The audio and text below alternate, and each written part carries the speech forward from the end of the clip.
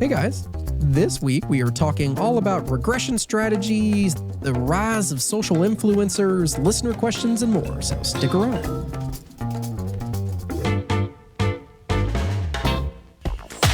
Welcome to the Crap Vegas podcast.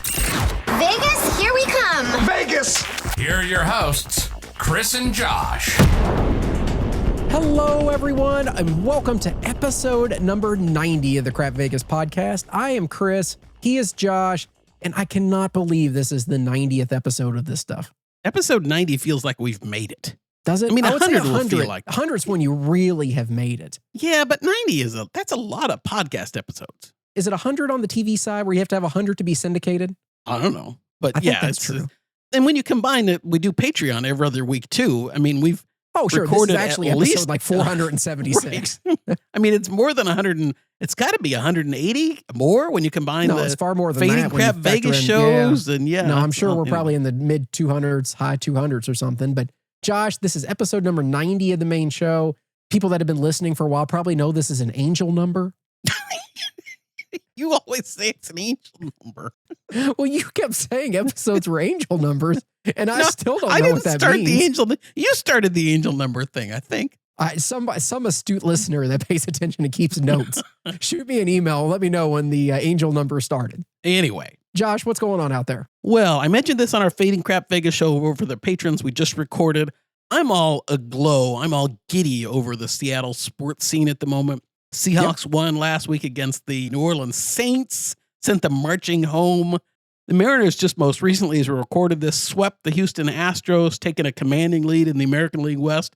By the time this show drops, the season, I think, is going to be over. So I'm hoping the Mariners have won the American League West. We might even have a bye. You know more than I do by the time this episode drops, but that's what's going on with me. It's all Seattle sports. How about you, Chris? Yeah, we don't have pro sports around me, Josh, so I can't say anything good. Even Kentucky had a bye week this week. I don't know why you have a bye. Who do people were you root after for, like baseball teams? Is there a what's considered to be the around here? Most people root for the Reds on the baseball side. okay? And the Reds have actually remarkably made a comeback and actually have a decent chance of grabbing the wild card because the Mets have completely fallen apart. That has given them a chance this year. Their end of the year is a little sketchy. They play the Brewers in the last series of the season, Right. which is not a team you want to be finishing against. But I don't know. They may make it. But, and then on the pro side for football, we're all over the place. Some people love the Bengals. Some love the Colts. A lot of people in the south part of the state love the Titans. None of those are really, other than the Colts. Nobody really has a good option. right? So, I mean, yeah, we kind of get all sides of it. Interesting. What else is going on with you since you're not into the big sports scene? No, nothing like that crazy. I went and saw a concert this past weekend. And by went and saw, I mean, like I literally had to drive my child to it because she's not old enough to yet. It was her birthday. She was celebrating. I got her and her best friend tickets to go see. Let's see if you've ever heard of this artist. You ready? Ready? Conan Gray. I know Conan O'Brien, Jennifer Not Grey, related as far No? as I know. I mean, maybe it's a love child of those two. Zane Grey, Nope. Gray I think we're Zabel, still- the Seahawks guard. Very close. Yeah, I think you almost nailed it there. Josh, Anyway, I'd never heard a song of Conan Gray before.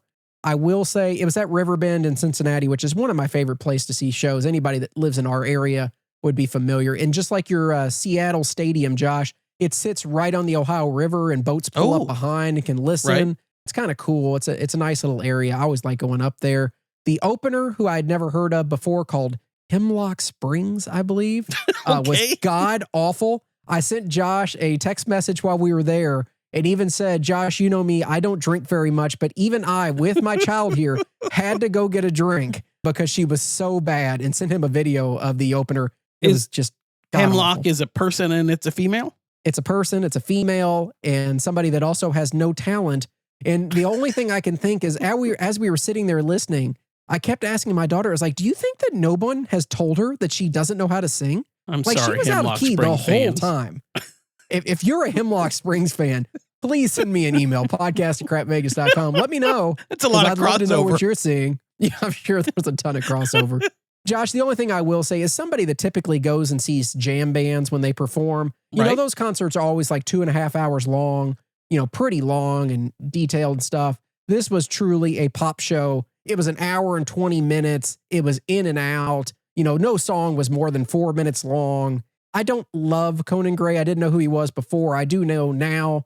He was fine, but I'm definitely not going out of my way to see him. But I can understand why the teeny bopper girls like him.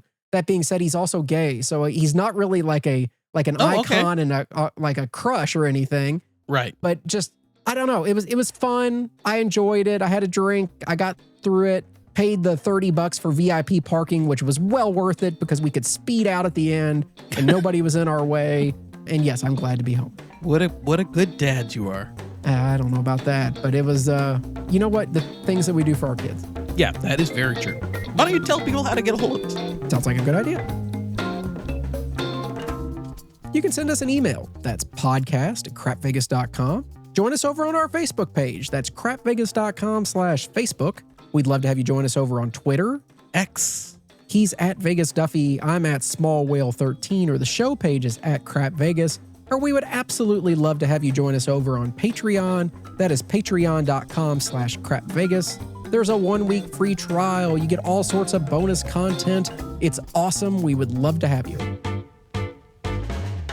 Okay, Josh, previous episode feedback. We got an email from Amber. Amber said, love the question last week about dream comps. It's fun to hear because all of us have such different expectations from casinos based on level of play. For me, the dream would be a suite at a middle property like Paris or Planet Hollywood. I once had a suite at Excalibur, but it wasn't very luxurious. You also had a discussion about bankroll necessary at certain properties, and it made me think about credit lines. If I wanted to open a credit line at Planet Hollywood for $5,000, how much money would they actually want to see in my bank to get it approved? Love the show and keep up the good work, Amber. Well, thanks, Amber. Those are some good questions. We got some really good feedback, Chris. I don't know if you saw it or if it was text to me or wherever it came from, but all sorts of people saying you and I should be able to get pool table rooms without too much trouble if we just asked or, something like that. Where? But where are they, Josh? Where are they? I don't know. Where are they that we stay at? Yeah, it's a good question. I don't know. We'll find out. But anyway, Amber's, I think getting a suite at a mid-level property should be pretty doable, like as an attainable goal, especially if you do set up a $5,000 credit line. I think kind of those mid-level properties are going to appreciate that. And I don't know about you, Chris, but I mean, you're not going to need much more than $5,000. Maybe I wouldn't think to open it up, especially if you have good credit. I mean, it's not asking a lot, I think, for the casinos there. What do you think? No, I mean, 5,000 is not a ton for them. I don't think they worry about it too terribly much. The old rule used to be you needed to at least have double the amount that you requested in your bank account. So asking for 5, they'd want to see at least 10 at a minimum to kind of feel comfortable about it. It's hard to say though, Josh, because that rule completely falls apart when you start taking out bigger lines. Yeah, it totally does. And I don't know how much it factors in at a kind of a lower level line of credit. I think it shouldn't be too hard to get, honestly, if you have decent credit. Yeah, I mean, I agree with you, but try, if you can, especially when you're establishing your first line or two, try to have at least enough money in your account to cover the line that you're asking for. But then again, I'll tell you, like Josh and I, when we're opening credit at new casinos, the amount of credit that I request at casinos, I typically never keep that in my checking account. No, me either. Because there's no reason to. Why would I keep that kind of money in a checking account? And they don't care. Nobody's ever batted an eye at that request. So at some point, once you've established a couple lines, it's more about just your history of repaying and what your credit looks like at the same time. Yeah. And the same thing goes for TTOs too. Once you get established, they don't really care. They'll just give me, they don't have any problem giving me as much as I want these days. Absolutely. You want your 4th TTO, Mr. Duffy? Absolutely. Approved. Amber, set your sights high. Aim for TTOs. Don't do that, Amber. We got an email from Mark. Mark said, guys, it was so good to hear you talking about craps again on this week's episode. Obviously, Josh's love interest has shifted to video poker, but glad Chris dragged him back over. I am too. Talking about strategies, I wasn't familiar with the Iron Cross, so that was fun to hear about, but not sure how you would ever make any money playing that way. I have recently been placing all the numbers on the first roll after the come out, and then regressing to inside only after my first hit, and then pulling everything down on the second. Seems to be working great so far, but I don't think you guys ever talk about regression strategies. Not your cup of tea? Thanks, Mark. Well, Mark, good question. And yeah, kind of like Amber's question, we've gotten a lot of feedback on this as well on our craps talk. People really like that. Before I answer your question, let me just kind of jump in. A few people asked us, Chris, how we press. And so before we talk about Mark's regression, so Chris and I, well, I'll speak for me too, and then Chris, you can. So we play across when we play craps. That means we're placing all the box numbers, as we said. I tend to take 1 to 2 same bets, 1 to 2 hits where I just collect all my winnings before I think about pressing. If the table's going really well, if we're on a hot roll. I don't necessarily take two, but I try and take two. So it gives me, something back if it goes south after that.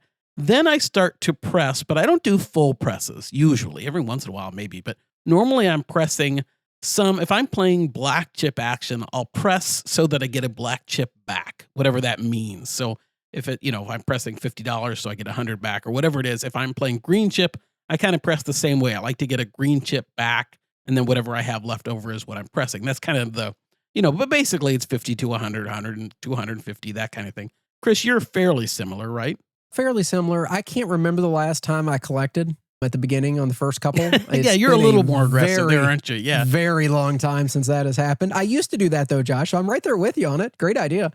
I just kind of press consistently. So on 6-8, I usually just press one unit at a time at the beginning, and then I'll start to press a lot heavier. So I'll go from 150 to 180, 180 to 210. And then sometimes I'll start jumping much heavier from 210 to 3 and 3 to 360 and stuff like that. 5 and 9, it just depends on what kind of mood I'm in and how early it is in the session. Typically, I take my $100 5 and 9 to 150. I toss them $10. They throw me back a black chip. It's kind of a fair trade in my eyes.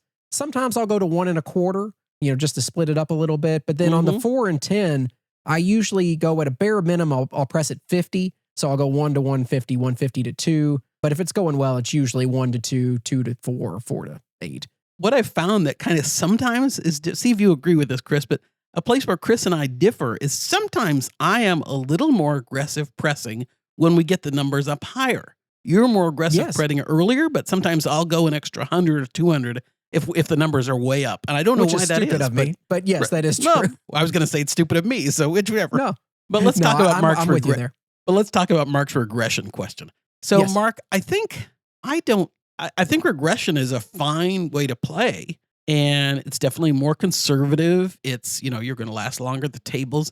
But part of not to dwell on it, that we talked about last week, part of the reason I think I play the way I do, and Chris too, is we love to capture those really hot rolls. And if you're a pure regression player where you just regress to nothing, then you really don't capture those. You can't have that big fun that I think Chris and I get. If you regress, take your winnings, and then start pressing, which I know some of our listeners do, that's another fairly fun way to play, I think, that does maybe take away some of that initial risk and give you the benefits at the end.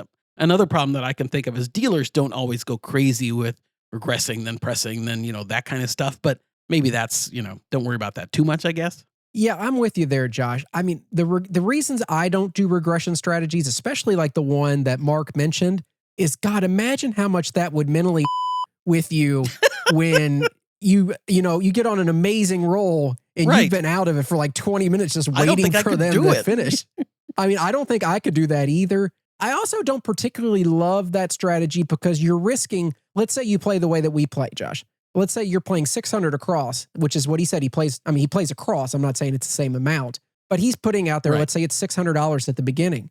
2 hits, unless it's even if it's a 4 and a 10 or the 2 numbers that come, you're still only winning back $400 for the 600 that you put out there. And you're exposing yourself, just like many strategies, to a 0.7 that will wipe your whole thing out. And the best case that you can have in this system is to get back $400 when you're risking $600. I don't particularly love that idea. I mean, it feels like to do that, I'm almost rather just be on the 6 and 8 and let them run and see what happens, and then go from there and pull it down eventually if you want to. But I don't particularly love going across to regress down to nothing after 2 hits. Yeah, that's not my favorite either. But Chris, as we're talking about this, and Mark too, I've mentioned this way a long time ago, but like the very, very, very first way I played craps, I think, was some craps book I read that said place the 6 and the 8.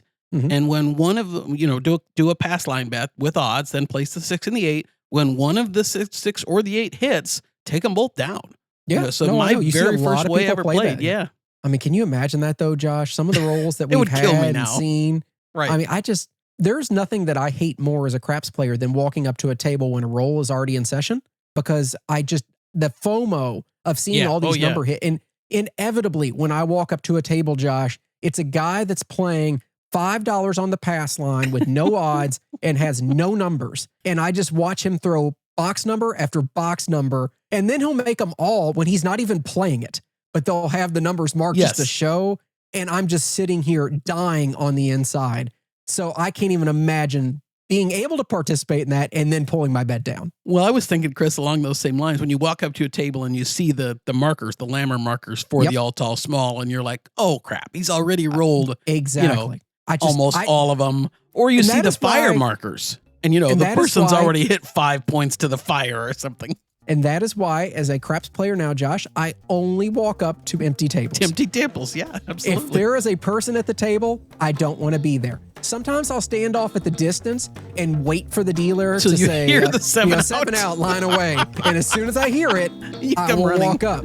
But I will not step up to a table that has a player at it nowadays. Well, great question, Mark. Absolutely. Let's keep it moving. Okay, Josh, let's talk about influencers. They have taken over the Vegas social media world. They have a huge presence on YouTube and Twitch and TikTok, and they're trying to affect the way that we gamble, where we stay, where we eat, and everything in between. Chris, before we talk about that whole group, do you think we are influencers? Are we falling into this group?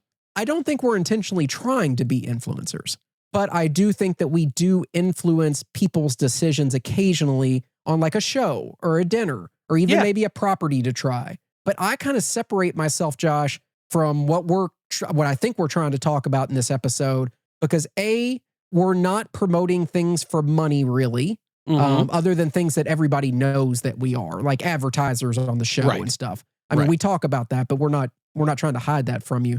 But I don't think you and I are sitting here like generating content for a living. That is definitely not what we're doing. Definitely Neither not. one of us. This is not our main job. It's not even enough to be called a job financially.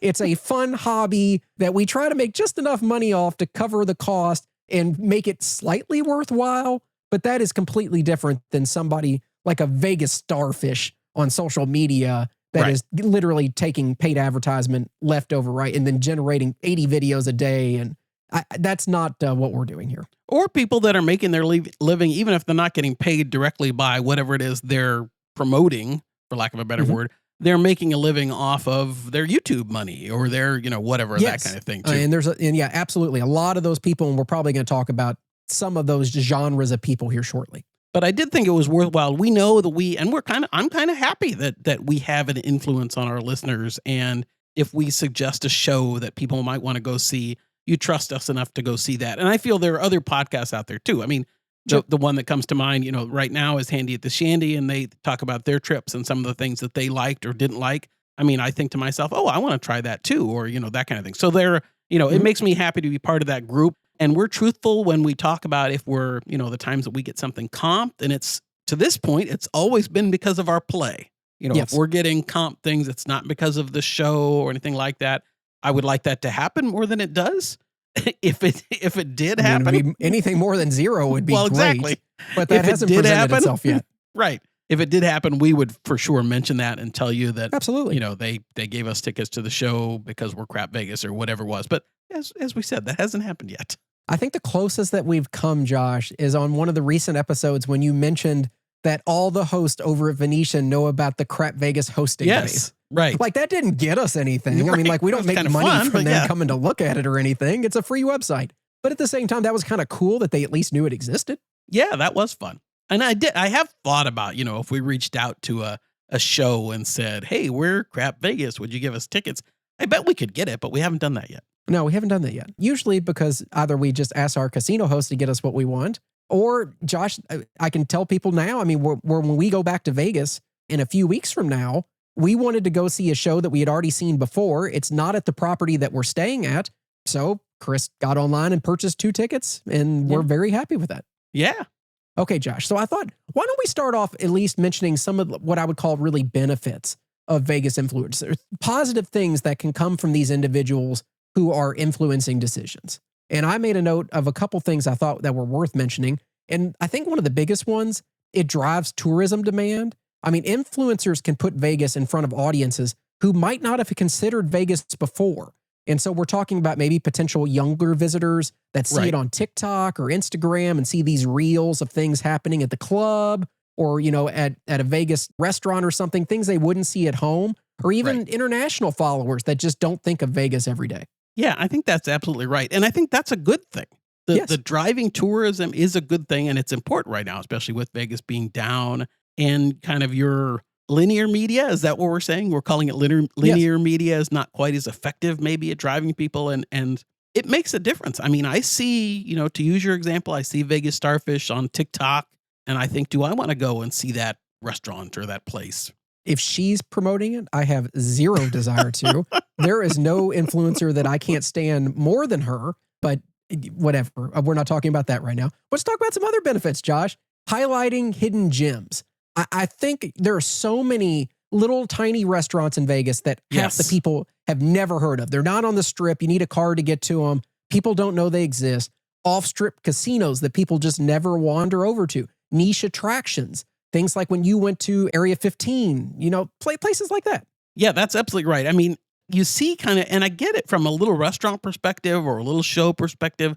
I mean, you want to get the word out. And in our town, in Seattle, there's actually in kind of one of the suburbs, Chris, there's a grabber claw machine place. You know what the grabber, where kids can, those are starting to pop up near me too. Yeah. And I'm sure they're in Vegas too. And if if you're getting tourists to Vegas and you want them to go somewhere else, getting in touch with those influencers and getting them to come to see your place and put it out there on their platform is a great way to get the word out. I mean, Josh, there are certain things in Vegas that if I saw like a social, if I saw, let's say like a promotional advertisement, like in my Google search or something, like it popped up and it's like, come see this in Vegas, I would never go do it. But if I heard a show that I liked or somebody that I trusted and they said, it actually is pretty good, you should go check it out, that would actually move me to do it. But the advertisement itself never would. So I think, some of these influencers do have the ability to get past what traditional advertising could ever do. Yeah, and I think it comes down to, and this is even for the ones that are, that are being paid and that kind of thing. If you, for whatever reason, trust that person and their opinion, then you're more likely to go, versus, to your point, Chris, just an ad that you see on Google or on whatever. But if you trust that person's opinion about whatever it is, you're much more likely to go and check it out. Yeah, and I think that kind of feeds into the last thing, Josh, creating what I'll call FOMO moments. When you see these Instagram reels of these crazy Las Vegas hotel suites that you've never been at, a pool party that's just like going crazy, some restaurant that just has something amazing that you're like, I want to eat that. Right. I think all those things, that is where influencers are at their best, showing you things, making you feel like, gosh, I really want to get back to Vegas for this. Yeah, and I find myself thinking when I see those, especially the restaurant ones, like, is that the real food or is that a mock-up that they've made extra pretty, or how I gotcha. Authentic is it? But yeah, that's what drives you there, and it's kind of fun in some ways. It can be. Now, the other side of things, they do all these positive things that help Vegas tourism and show us things that we don't know about. You got to mention some of the negative sides of the influencers nowadays. And the one that I put on top with a bullet, questionable gambling advice, is my number one thing. You see influencers glamorizing huge wins, unprofitable strategies.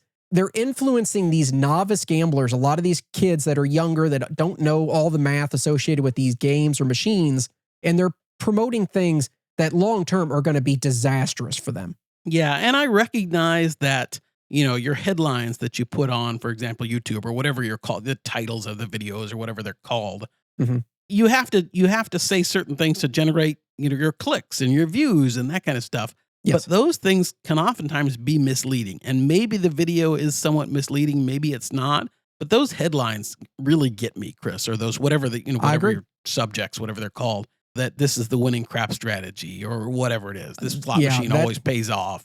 Yeah, that stuff really bothers me when there's a lot of YouTube videos of different crap strategies, and it feels like the title of every single one is absolute can't lose How to crap win strategy. More. Best crap strategy to win consistently, always win at crap, things that are just absolutely not true. And I get it that they're trying to draw people into their content, but at the same time, it's disingenuous and it is dangerous if we're promoting a system that, like every other crap system in the world, is a loser, and they're all going to be losers. That's just the way the game works. If they weren't losers, the casinos wouldn't exist. They would be out of business. So yeah, that really does bother me. Yeah, me too.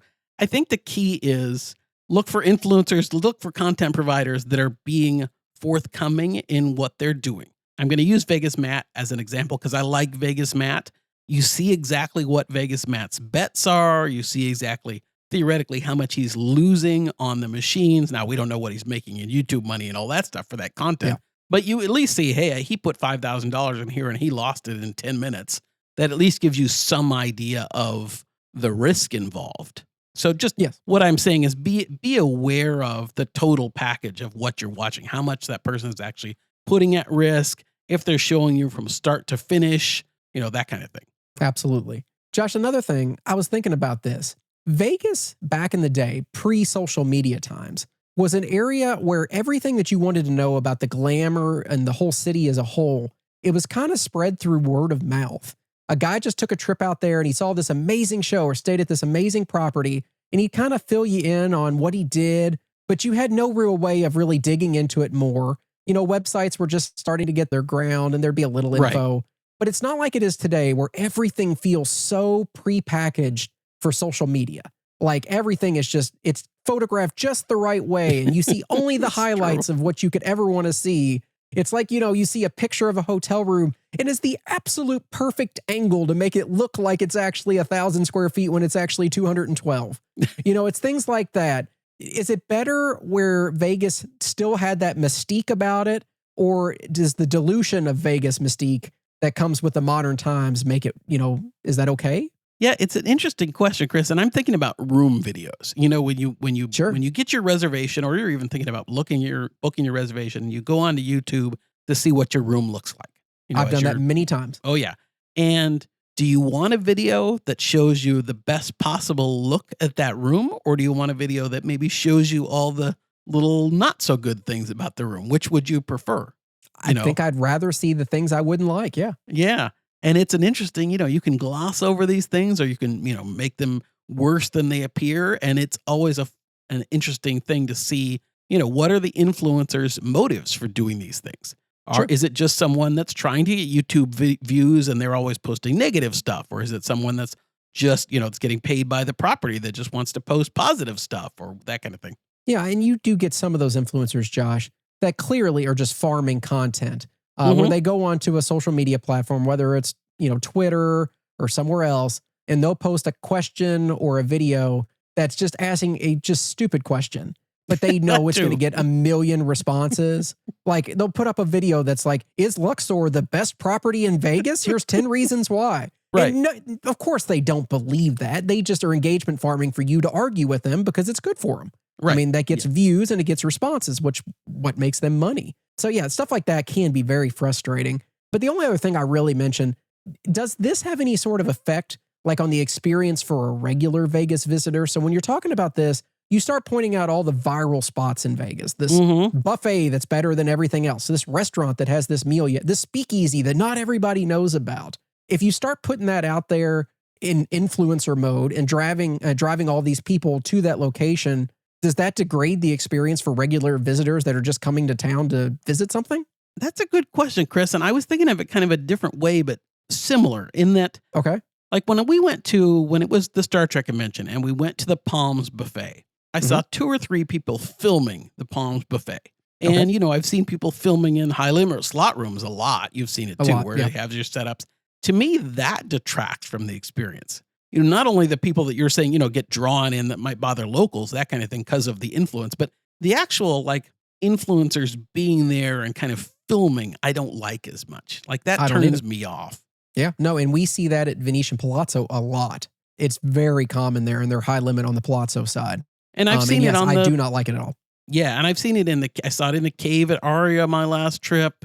You see it, people filming. I see it less on table games, although I've seen it, but you see it less on table games. To me, that just, I don't want to play at a table where somebody's filming or even sit next to somebody filming at a slot machine. No, I don't either. I find it very distracting and just rather annoying in general. Josh, I started thinking about this. So influencers have come on. They've made all these videos and posts and everything, and it's kind of changing the way Vegas operates in general. And so I started thinking about how the industry has kind of shifted. And my first thought was, do you think that these influencers are causing casinos to adjust the way that they comp? And I would have thought, well, no, that doesn't really matter about these influencers. But do you think some properties are now allocating more of their comp budget to social media personalities instead of long-term loyal players? Like, are they saying, are they saying like 4% of our revenue is going to go to comps? Are they going to push more of that now to the Vegas Mats or that guy that always plays table games at El Cortez that I can't stand? Are they pushing all their money to people like that because they're getting more bang for their buck that way? That's a good question. I wouldn't think off the top of my head that it would be coming out of the same bucket. I could see it coming from their traditional marketing to this new influencer marketing, that kind of thing. But I wouldn't think it would be that. But at the same time, if they're going to be, we know that less and less Las Vegas revenue comes from gambling and more of it comes from all the other stuff. So to a certain extent, if you're taking some of that comp allocation away and putting it towards driving in more paying customers, maybe that could happen. I mean, it's just something I was thinking about. At the end of the day, we're just talking about marketing dollars here. Yeah, We're talking comps are marketing dollars. They're giving you something for free to get you to come, to get you to spend more. And that's all they're doing with comping influencers. They're trying to promote new people to come and spend more. It's the same thing.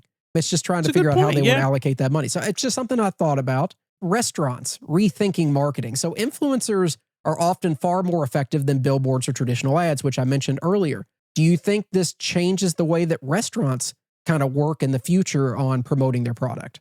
Oh, sure. I think especially in Las Vegas, these new places need to get people. And one of the easiest ways to do it are to get these top influencers to talk about their restaurant and get some foot traffic in. And then, you get that in and word of mouth can spread and that kind of thing. It can make, I'm sure for a restaurant, it can make a huge difference. Now we know that lots and lots of restaurants in Vegas go under pretty quickly. So it's not the end all be all. If you talk about, I'm thinking about Cathedral or however you pronounce it at Aria, that's already under. It lasted, less time than this show. And oh my gosh, by far. And, it had great influencer buzz at the beginning, but at the end, influencers might get in the door, but I think at some point in time, the quality of the product has to take over. I agree. And then I started thinking about hotel design choices specifically, Josh. I mean, think about how many properties now intentionally are building Instagram-friendly locations in their buildings. Neon walls and special pool cabanas, themed suites, all these things that aren't really meant to just be a normal feature of the property. They're meant specifically for you to want to go take a picture in it or post a video from it while you're there.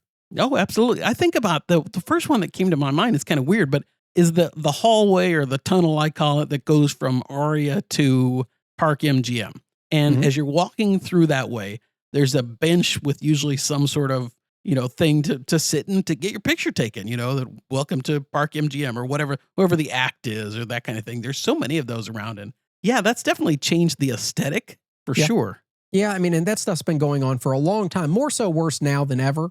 I mean, yeah, of course, Venetian Palazzo in between. You have the big love sign in the area there that everybody loves to take their pictures. But I even think back to like when I first went to Planet Hollywood, I feel like everybody has a picture next to the cabaret ladies that were there. Yeah, that are now at, I think it's Circa. The Crazy now? Girls one you're talking about? Yeah. I mean, I feel like everybody's got a picture next to that. I mean, there's just that. So that stuff's been around. It's not new. Right. It's just being pushed more now. Yeah, definitely. And I was thinking, actually, it's funny you mentioned the love sign because as we were I knew we were going to talk about this. I was thinking about the love sign.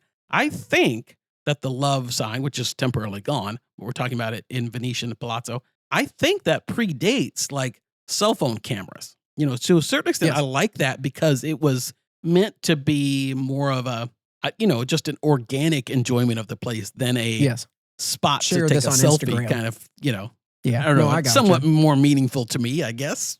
Same with, the fountains at Bellagio or, it was something to drive you there, but it wasn't so much an Instagrammable moment at first. I hear you.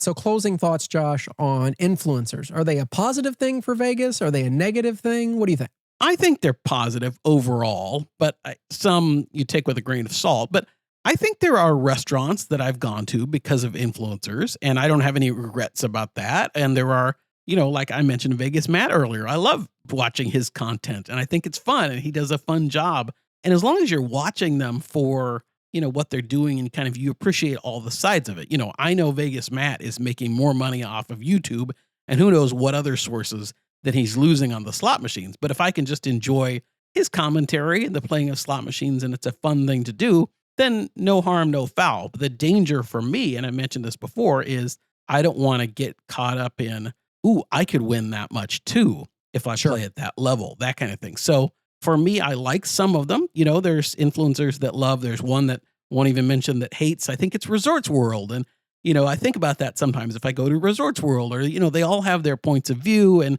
as long as you kind of understand it all, I think they're probably a good thing. But are they maybe too powerful sometimes? Sure. Yeah, I mean, I thought about it overall, Josh. I don't think everybody has the knowledge of the situation, the overall situation. So I think a lot of people, they may not know how much they're going to make on the back end. They just see them watching a video and they're like, oh, this is great. Right. I think it could be a little dangerous. Yeah. I do when we're promoting some stuff like that. So I don't particularly love that side. If you were asking me, are influencers more beneficial or more, just disastrous for the community? I lean towards the disastrous side. If you gave me the option between removing them all tomorrow or keeping them all, I would remove them all. I don't particularly love influencers by any means in any area, but it just feels like Vegas is an area where too many people are trying to make a living off promoting things they shouldn't be promoting. And it's clear. I would be okay with it if the rules surrounding like disclaimers were stronger. And I think that's an area that just Nevada maybe just needs to step up their game. I mean, I think about it like, I think some people know I've recently started a retail store and we have a social media page and we run giveaways from time to time. But when I run a giveaway, I have to have a website page that details all the rules about the giveaway, how you can get in without, actually purchasing anything, what the odds of winning are, what the prize is worth, who's eligible, what the terms are of everything that needs to be done. And when I make that social media post, I have to tag at the very end a link to all those rules. I have to put that this is, a promoted thing. The FCC requires these things to make it a legit contest. There are so many steps that I have to take to make sure that I'm not violating some law when I run a contest. Right. But then at the same time, a Vegas influencer can be directly paid by a casino for what they're doing and not have to actually disclose it. And they just run a TikTok video and it's like, oh, this is the best restaurant in Vegas, or, or they lose $50,000 on a slot machine. It didn't mention that the casino actually gave them $75,000 to do that. That bothers me. And until we have better rules in place about what needs to be disclosed, I can't be supportive of it.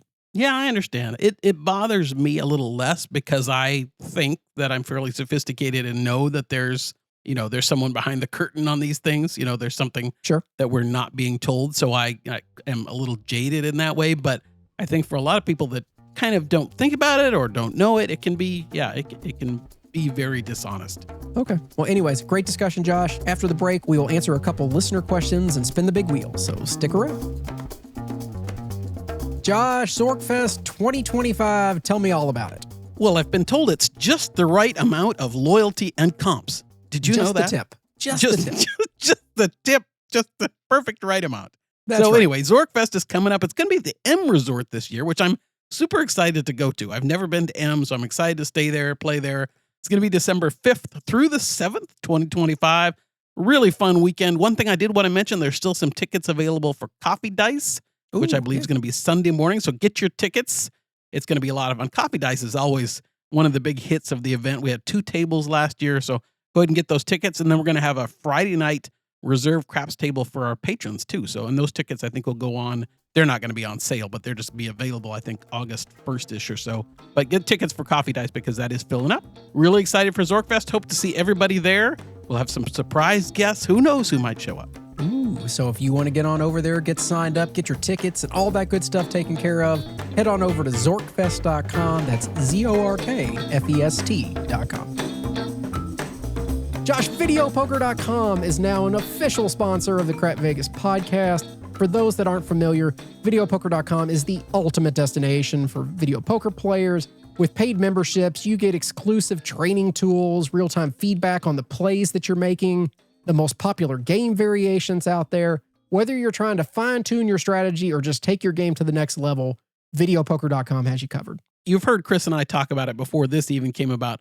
We love it. For training, I mean, Absolutely. I'm on it almost every day trying to train myself on stupid Ultimate I have X. been too recently. Exactly. It's really cool because it will tell you, like, you've made the right decision on 87 out of 100 hands. Right. And it tells you exactly what you should have done if you make a mistake when you're making your choices. It keeps all that information historically for you so you can kind of go back and see how things are going. Josh, it's just a really good tool if you're going to be a serious video poker player.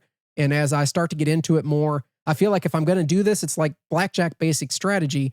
I need to Right. know the best play so I can eliminate the house edge as much as possible. That is exactly right. I've been doing it almost nonstop on 3-line Ultimate X, and you can choose when you're going in and configuring your games. You can say, I want to play Ultimate X, I want to play double. I'm playing in a machine that's going to give me 9-5 or 8-5 Yep, you can or choose whatever the it pay is. table that you Right, want. all that stuff. Yeah, you can choose all that stuff. It is 100% customizable once you get into the paid higher levels of the plans. And even if you don't want to pay for it, I understand that. They have a free membership. You got to watch a couple ads before you get into the game. Still worthwhile doing at the beginning, and maybe you'll see, okay, this is something I like, so I want to upgrade. But either way, if you're ready to play over there, we'd love for you to go over to crapvegas.com/poker to sign up and start improving your edge today. Listener question time. We got an email from Dan. Dan said, hey guys, love the show. Thanks for everything you do. I am Caesars Diamond Elite, but will be moving my play to MGM or elsewhere soon, as the only reason I stick to Caesars is the free rooms everywhere in the country. Most of my local Caesars properties in Atlantic City have player card checks at the high limit entrance. Finally getting back to Vegas in mid-October, and I'm wondering if you can use other properties' rewards cards to show that you are a reasonably comped player to get into the higher limit rooms, and just let them know you are working on status. Would love to see VP and win rooms after catching up on about 10 episodes that I've missed due to being buried with a software migration. Can't stress how thankful I am that you guys put this together. I know it takes a ton of work. Hope to catch you on the tables one day. So Josh, I think what he's asking is, okay, so he's got status at Caesars. He's trying to make an impression at a different property chain, like an MGM or a Wynn or a Venetian Palazzo. Can he simply just walk up to a host and say, look, here's my Caesars Diamond card. I play a lot there. I'll play the same amount here. Well, thanks, Dan. I think it depends, Chris. I mean, you can't just necessarily go up and show them your card, but depending on the casinos, right now when Vegas is a little slower, you might have more luck.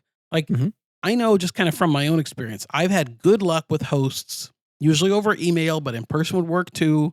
This is how I play. This is the dollar level I play. This is how long I play. This is the game I play. Are you willing to comp me based on that? So it's not so much, yes, there's status matches and that kind of stuff. But as far as actually getting comp stays and things like that, I've had luck saying, here's how I play and getting a comp. Now, I'm not, for the most part, starting out getting good free play or good other things. But as far as getting a comp room, a lot of times just explaining your play history, and maybe they're going to ask for some sort of proof of that, a win-loss statement, something like that. But that's my thought. What do you think, Chris? Have you ever been asked for a win-loss statement? I haven't. No, but I've been willing to provide it. I mean, I would if they asked for it for some reason. But I think Josh is right. I think I'd rather just have a discussion about, here's how I play. Right. Are you interested in hosting me as a player? And usually, they'll give you a room that they feel is appropriate. And then they say, we'll look at your account on the back end for your food and everything else. So just charge everything to your room and we'll see what happens at the end based on the play that you gave them. I don't think the card really matters too terribly much because the card doesn't really tell you that much. At the end of the day, you can have a diamond player at Caesars that is a very low level gambler. Maybe they go every day and play $100 through, and over time it builds up. And there was some tier credit bonuses they got sometime for doing something. Or maybe they just, they spend a lot of money in the hotels when they come to Vegas, so they earn a lot of tier credits through that, but don't actually gamble. I think tier credits and tier rewards and card levels, all that stuff can kind of be manipulated. And then you can play like the card match game where there were so many people there for a while, Josh, that would buy the founder's card or whatever and make it Caesar's Diamond. And they'd use that to get the MGM, and then they'd use that to get something else. So I just don't think the card really matters. Just be straightforward with the property. Let them know how much you typically play, and usually they'll accommodate you. Yeah, unless it's someplace like Wynn, then they may or may not. But no, but I mean, I will say personally from my own experience, Wynn did give me a free room the first time I came. Just kidding, but yes. But at the same time, yes, they are going to be the one that's like, no, come stay here. Then you'll charge everything to your room and come talk to us when you leave, and we'll determine if you should be given anything for free. And if you give them reasonable play, they probably will. But yeah, Wynn's not going to bend over backwards to get your business either. Josh, we got an email from Josh. How confusing. Did you send this message to us? I did. Okay, good. Are you schizophrenic? You just didn't tell me? Who? Me? Huh? What? Okay. Email says, hey guys, sorry for the long email. Just wanted to share a quick trip review and some gratitude. Chris, you are doing the Lord's work with that host database. My wife and I have been Caesars loyalists for the last decade, but after getting stuck with an unresponsive host there, I turned to your database, found a top-rated MGM specialist, reached out directly, and were taken care of right away. Oh, awesome. We went out for my birthday and stayed at Vidara, hit a hand pay on a $3 bet the first night. The host, recommended by your database, hooked us up with champagne, chocolates, and even arranged a cake. Though that got a little weird, Aria Bakery never brought it up, then called 3 days later trying to charge us for a 3-day-old cake. It all got smoothed out, never got the cake though. Okay, Oops. Good work, Aria. That's great. All in all, it was a great trip, and I think we've officially made the switch from Caesars to MGM for Vegas. We might swing by Caesars once in a while for the 10X tier multiplier to hit Diamond Plus for Wave resort fees in New Orleans and Black Hawk, but otherwise MGM is our new home base. Love the podcast. Wanted to let you know that it has provided us with real value, not just entertainment. Couldn't be more grateful. Chris, I know it's a beast to keep up to date, but keep it going with the database. It's helping a ton of listeners. Keep up the great work, guys. Respectfully, Josh. That is great to hear, Josh. I actually heard in the email, I didn't include it, that we know who he contacted. It's somebody you and I have contacted multiple times, Josh. So no surprise you got that level of service. Yeah, Josh, thanks for the email. And if you get a good, we've talked about hosts before. If you get a good host, it can just make your experience at the property so much more fun. And vice versa. It can make it not nearly as good as it should be. I mean, the cakes thing, that's a funny story. You didn't get the cake. You've and then had cakes from Aria multiple times, Josh. I have, and they've been, the funny thing is when it's been a couple times, I think I've had cake. Most of the time I either didn't want the cake or we ate like one piece of it. It was really nice. Like it's fun to get, but most of the time the cake just goes to waste. So maybe Josh, you didn't miss out on all that much. I feel the same way. Aria is one of the only places in Vegas, well, MGM properties in general, but Aria specifically is one of the only places in Vegas that every time I go, I get a gift basket. Sometimes I get multiple gift baskets. You never know what you're going to get there. And they are really cool. But at the same time, like I'm never going to eat everything that's in the gift basket. I know. Maybe a third of it, a fourth of it. And it's like, Josh, sometimes when we went to Aria, they would literally leave me like a 12-pack of Fiji water.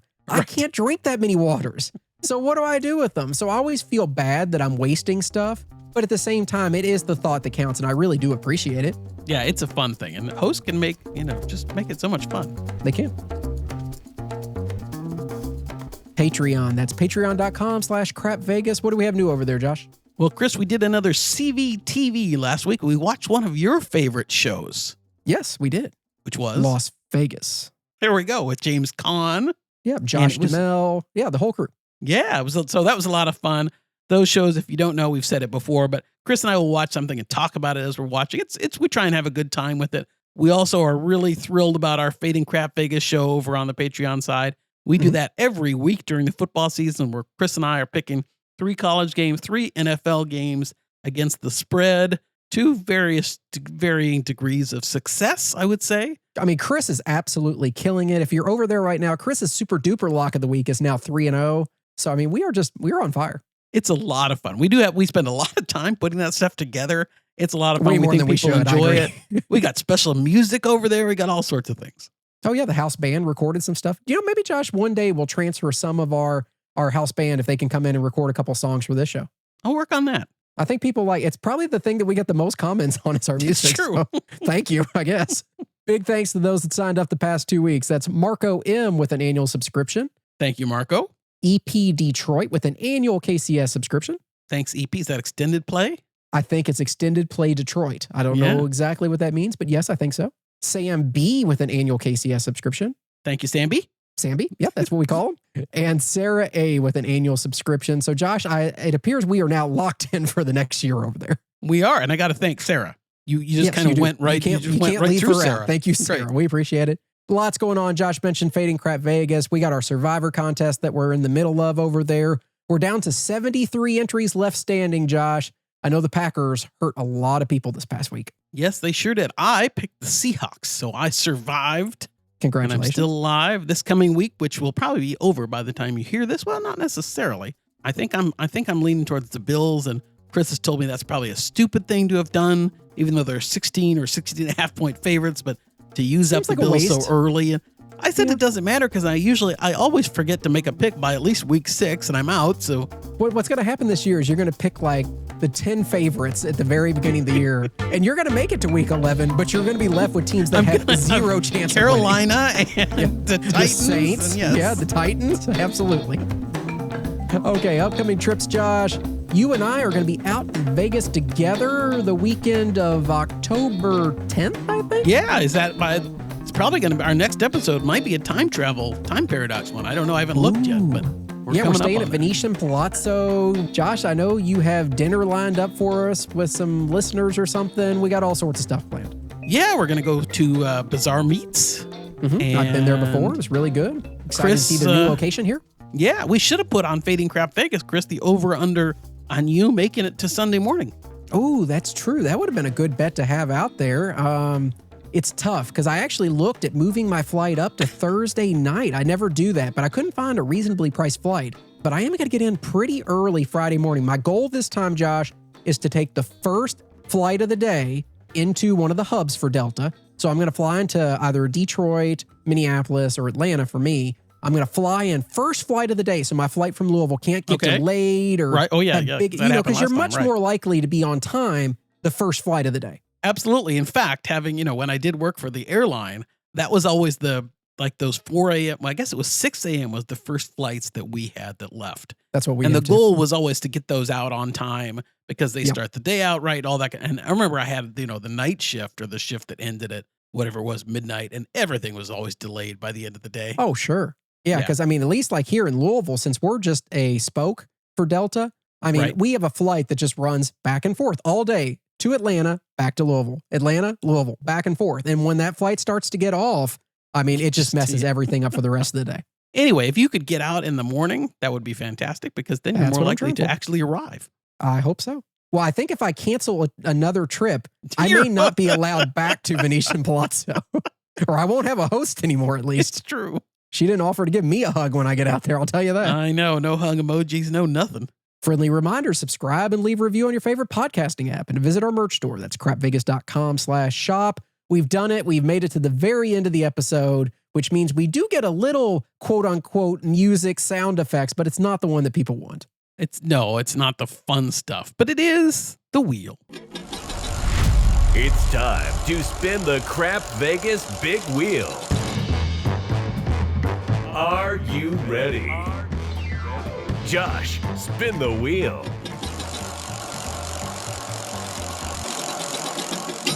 All right, Chris, we talked about influencers today. It's funny that this came up on the wheel. Did you see the story about Floyd Mayweather and his car problems? I did not, Josh. Yeah, he mistook a Vegas car dealership for a photo booth, I think. What he did was back in July, he scooped up a Maybach, a Ferrari, a Porsche, and a McLaren, totaled $2.25 million. And he gave him 2 checks, which he then said not to cash.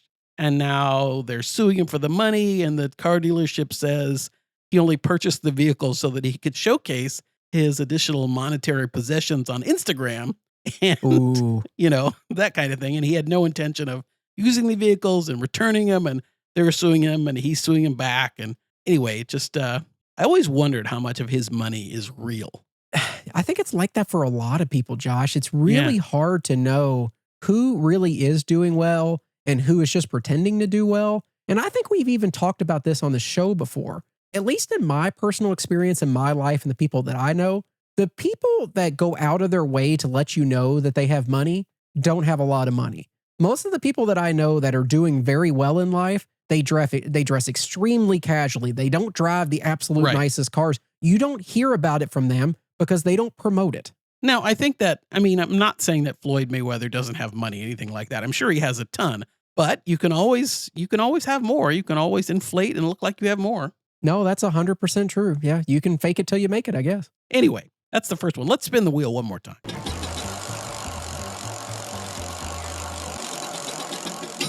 Oh, Chris, this one looks like it's a couple weeks old, but we hadn't talked about it. I wonder if you'd seen it. Did you see that Wynn is getting rid of 000 roulette?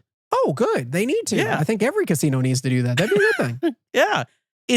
They're rolling out what they're saying are a series of guest-focused changes aimed in reinforcing value in Las Vegas. A Wynn spokesperson said They were removed from the floors of Wynn and Encore at the beginning of the month, so the beginning of September. And other changes include complimentary bottled water in guest rooms, complimentary self-parking for all hotel guests, domestic beer and sodas sold at standard non-premium hotel prices, including mini bars, and the big one, complimentary high-speed Wi-Fi.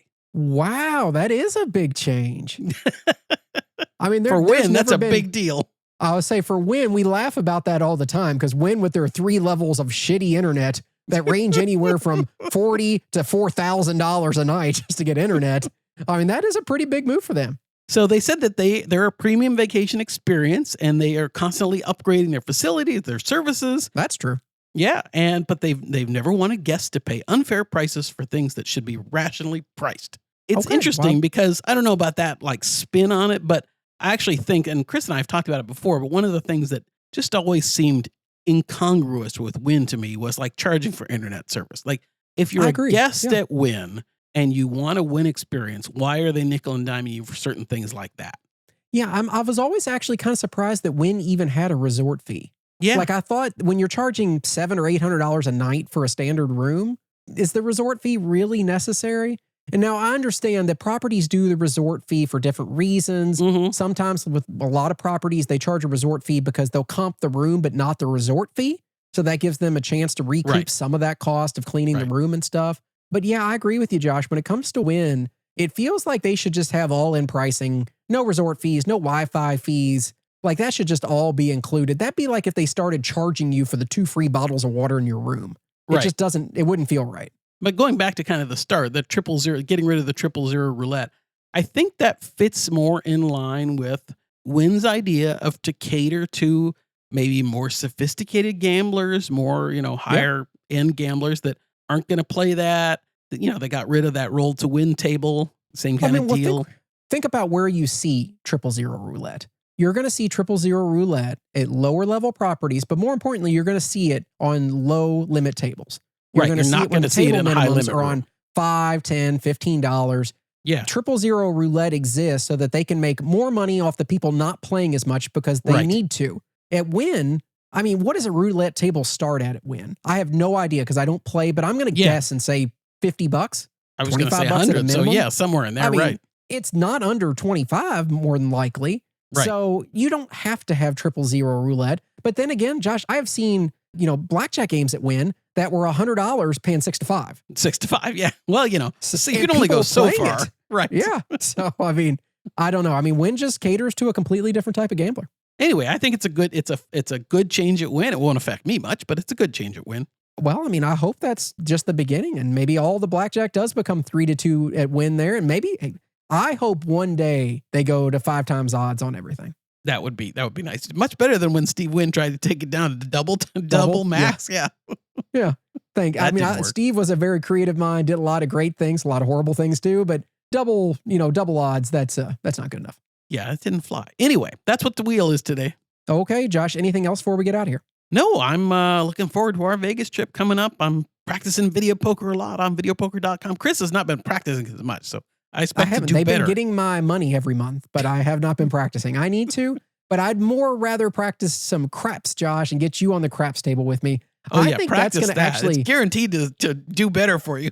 I'm telling you, I think what I'm most excited about is when we go to Win together in a couple weeks to see if I get you on a craps table more than you get me at the video poker bar. Like, who's going to win out? Because we have competing interests of what we find the most entertaining right now.